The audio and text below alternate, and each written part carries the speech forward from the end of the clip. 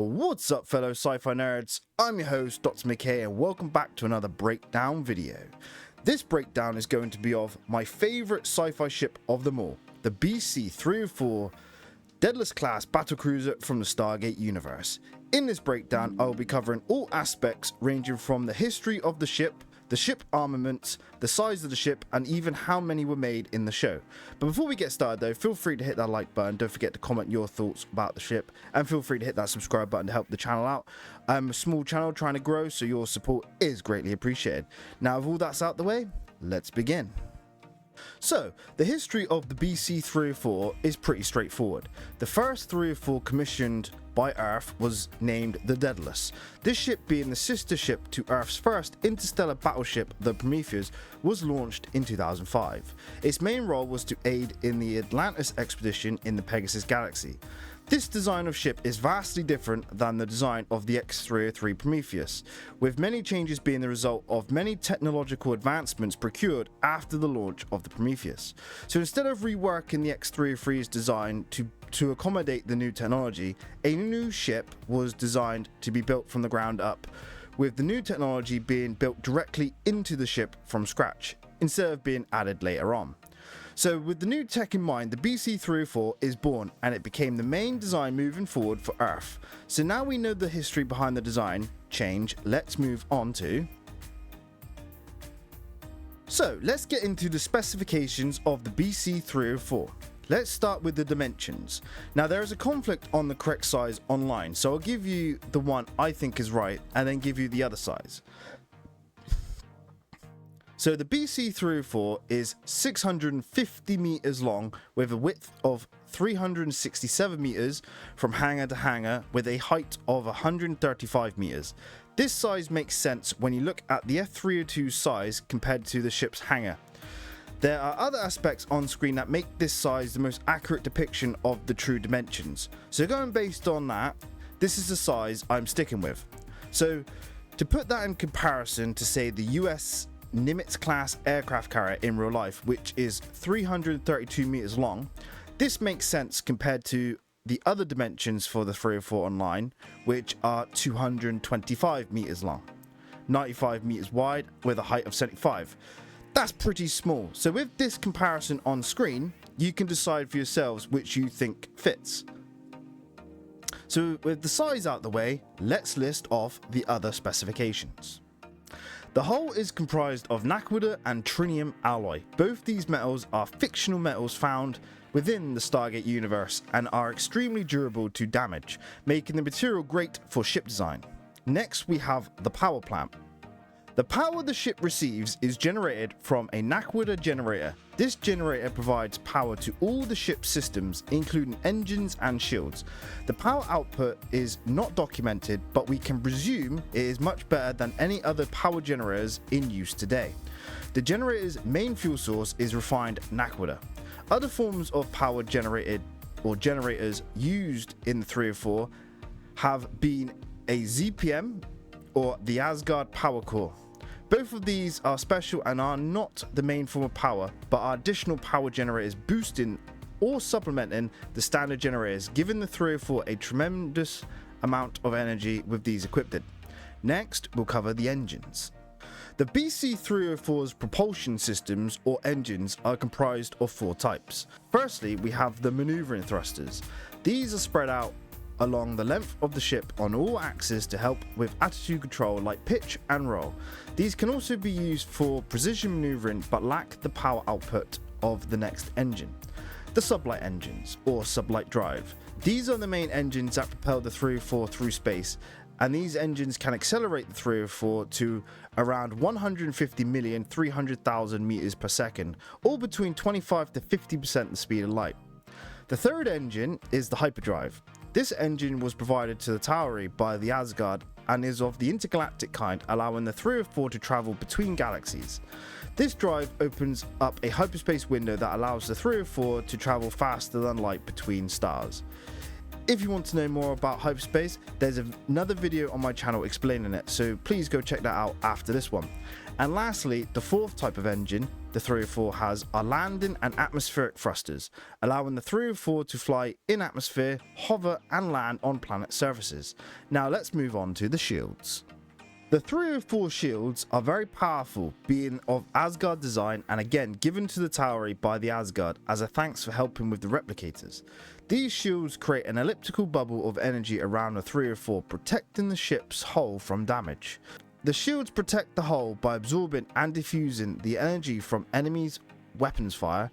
The shield though is not a solid wall, as it can still let through some energy from weapons fire, causing minor damage to the ship's outer hull, but this usually occurs under immense stress, like under continued attack, weakening the shield. This is caused as the shield matrix gradually decreases over time under stress of incoming damage. However, if the shield is not under attack, it can regain its strength. The shield strength is determined by the power that is put into it, meaning if a shield is powered with a ZPM, it is far stronger than without one. Up next are the weapons. Right, the 304 has many different weapons, so let's list them off. So the 304 has standard 32 precision railguns spread out along the length of the ship to aid in fighter screening and was used as the main ship-to-ship weapons. But due to further upgrades of the 304, they have been assigned mostly for close-in defensive tactics. These railguns have a full 360 degree area of attack with an elevation of 0 to 90 degrees. These railguns can fire a high-speed projectile at Mach 5 with a range of 250 miles or more in space. These guns have a firing rate of 500 rounds a minute with a standard magazine size of 10,000 rounds, meaning each mag has around 20 minutes of sustained fire. These railguns can also be used as ground-based defenses as single units, allowing for great versatility. Up next we have the VLS tubes. The 304 has 16 VLS or vertical launch silos. These tubes are positioned on the top side at the front of the ship, situated here. These tubes can launch cruise missiles comprised of Mark 3, 8 and 9 nuclear tipped missiles, with a Mark 8 being strong enough to be able to completely destroy a Wraith Hive ship from the inside. But as powerful as these missiles are, they come with a great weakness. They are slow and can be destroyed en route to a target, leaving the use of the missiles to be used strategically in combat. Up next we have the best weapon the 304 has ever had, the Asgard plasma beam weapons. These beam weapons were one of the last pieces of technology created by the Asgard before they destroyed themselves, and gifted along with all of their other technology to the Tauri. This weapon system was an add-on later, after the initial design and construction of the first 4 304 ships, being firstly given to the Odyssey in 2007, then later retrofitted and fitted to all other 304s a year later. These weapons are extremely powerful energy beams that are comprised of a narrow high-intensity beam of superheated plasma that can overwhelm most enemy shields in a few shots. These beams can also be power scaled to have a reduced damage effect, allowing for destroying key critical systems on enemy vessels, like engines or hyperdrives. So that covers all of the onboard ship armaments. Up next are the F-302 bays and the fighters within. The F-302 has 2 large hangar bays on each side of the ship, which holds a complement of between 8 to 16 F-302 fighter interceptors, which allow the 304 to act like a carrier. Each bay acts as a flight deck to launch and land 302s, as well as to hold and store them when not in use. The bay also acts as a repair bay to service and repair the 302s when needed. Each bay has its own force field to keep the atmosphere in when the bay doors open. And the force field will allow two-way transit through, allowing F-302s and other craft to enter and exit the bay while still keeping the bay pressurized. The F-302s provide the BC-304 with an additional defense and attack tactics while in combat, allowing the 302s to engage fighters while the 304 engages the main enemy ship. Also to note though, F-302s can carry nukes and can be used against main ships in addition to the 304's attack, making the 304 a very versatile ship. So that explains the main ship's key features, so let's now list the other systems the ship has. So with the BC-304's other systems, we have a hybrid Earth, Gould and Asgard computer navigational system for flight and travel through space. It uses an Earth-style weapons targeting system for weapons target acquisition in combat. It also uses an Asgard sensor array to scan space, other vessels, planets, and is used for the Asgard beaming technology, which brings us to transportation. The 304 has an Asgard transport beam array that allows for instant teleportation from ship to ship or ship to planet. It can also be used to beam nukes inside enemy ships if shields or countermeasures are down. The 304 also comes with a ring transporter platform. These rings work similar to the Asgard beams but require another ring platform at the desired location to allow for long distance teleportation. However, if the 304 is landed, it can use the rings to teleport directly below the ship without another platform, as the rings can leave the ship for this purpose. For communications, it utilizes a long-range transmitter with two functions. One is for radio frequencies for short to mid-range, as radio frequencies travel at light speed.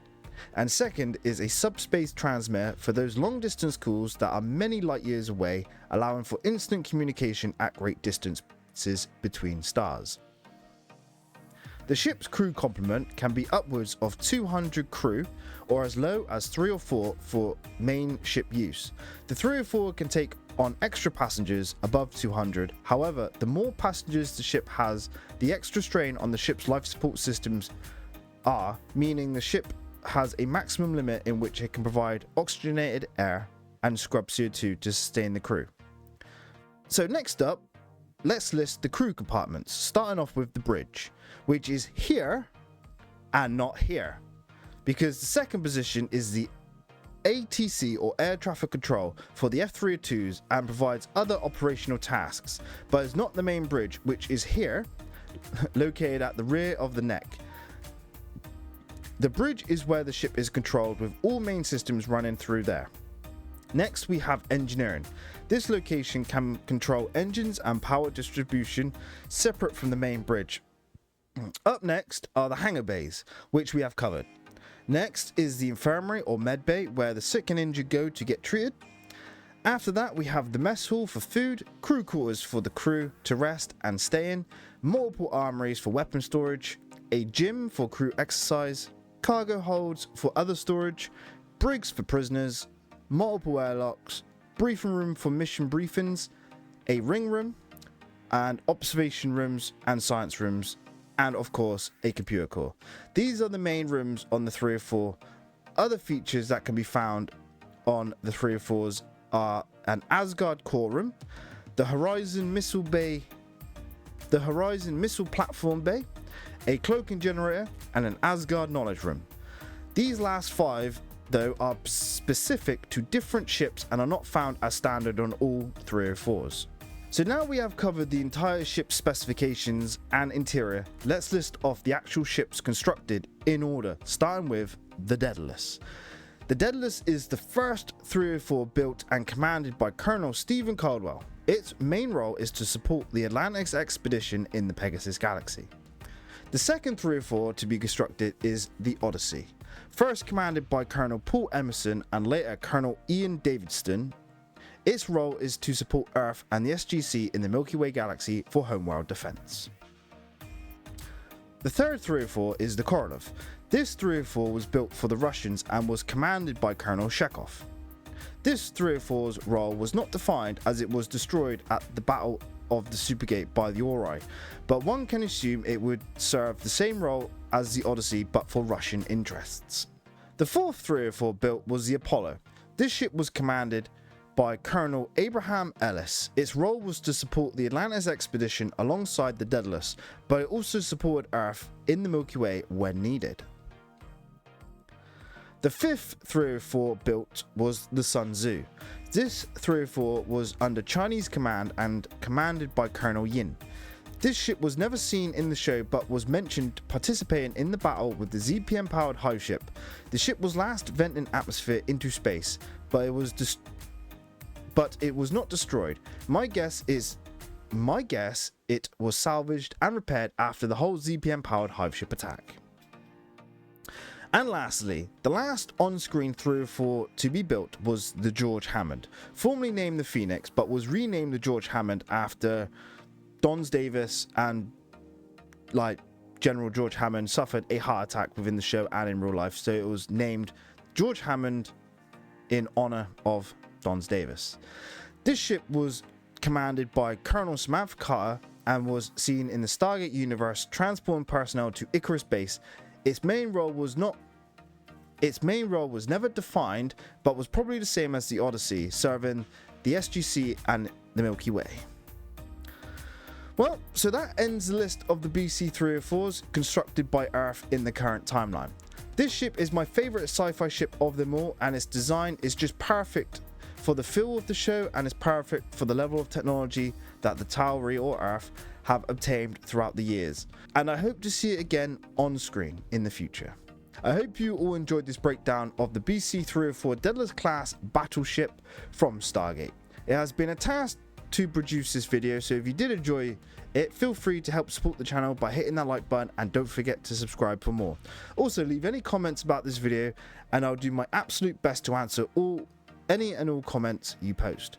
I've been your host, Dr. McKay. Thank you all for watching, and until the next video, cheers and goodbye.